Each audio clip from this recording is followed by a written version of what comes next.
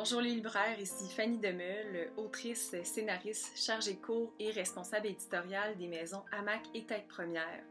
Aujourd'hui, je vous présente mon nouveau livre qui s'intitule Bagel, qui est le tout premier à paraître dans la nouvelle collection Hamac Illustrée. Donc, qu'est-ce que c'est Bagel et pourquoi ce titre-là? En 2016, quand je publiais Déterrer les eaux, je me suis très librement inspirée de mon vécu avec les troubles du comportement alimentaire, mais dans ce texte-là, j'ai pas décrit l'appui incommensurable que j'ai reçu de mes proches parce que c'était pas ça l'objectif de mon roman.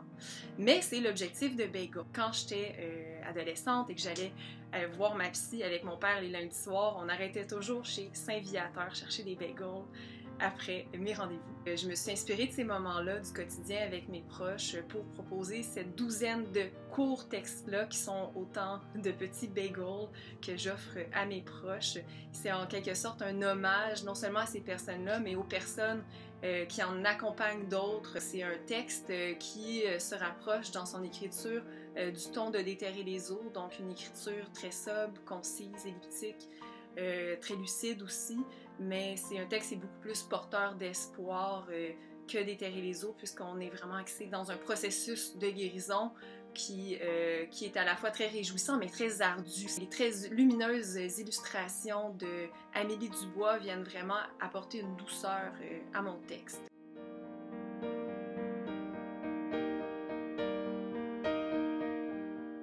Bagel, le premier hamac illustré à paraître. Merci beaucoup et bonne lecture. Bonjour les libraires, je m'appelle Marie-Lise Hamelin, je suis journaliste de formation depuis une vingtaine d'années, j'habite Montréal depuis une vingtaine d'années, tout ça concorde.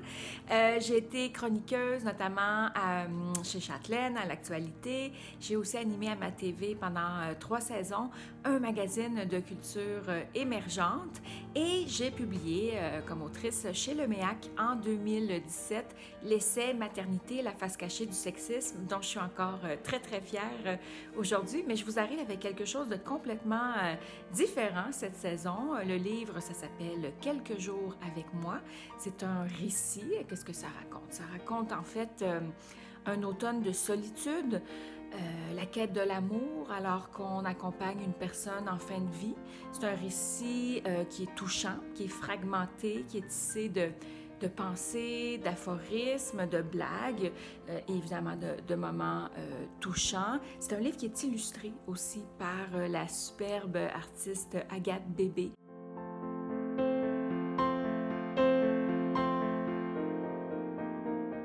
Donc c'est un très beau livre et j'espère que vous allez l'aimer autant que moi. Merci.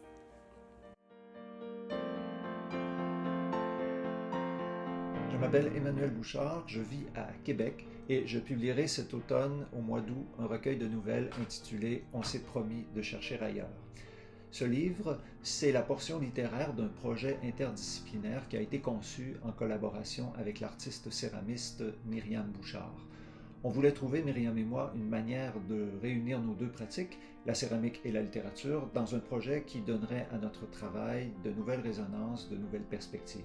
Une façon donc pour nous de chercher ailleurs, à l'extérieur de nos domaines respectifs.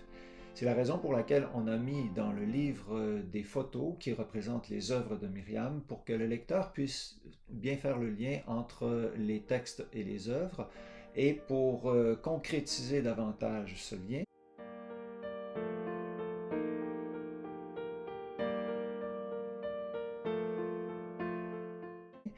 On organisera également une exposition à la Maison de la littérature qui présentera toutes les pièces, notamment celle-ci, mais aussi une douzaine d'autres, les pièces qui seront accompagnées donc d'extraits des nouvelles du recueil. L'exposition se tiendra entre le 24 août et le 26 septembre. J'ai écrit des nouvelles donc à partir des œuvres de Myriam, comme celle que je viens de présenter, sans chercher nécessairement à faire de ces pièces les personnages principaux de mes nouvelles, mais en les y intégrant, parfois même en les évoquant tout simplement, sans nécessairement les décrire, sans nécessairement les représenter. Dans les nouvelles, je raconte des histoires d'hommes et de femmes fragilisés, dépossédés d'eux-mêmes, qui tentent de rester en équilibre sur le mince fil qui les sépare du vide, qui tente aussi de se retrouver, de s'affirmer en allant au bout de ce que peut leur offrir la vie, de ce que peut leur offrir la mort également. Des hommes, des femmes, donc imparfaits, c'est-à-dire humains, remplis de failles, de creux, de bosses, on pourrait dire texturés comme le grès, pour reprendre la comparaison avec la céramique. En m'inspirant du travail de Myriam et pour rendre hommage à cet artiste que j'admire, j'ai voulu fabriquer moi aussi, de manière métaphorique, mes petits objets littéraires, donner à mon écriture, si je puis dire, une troisième dimension.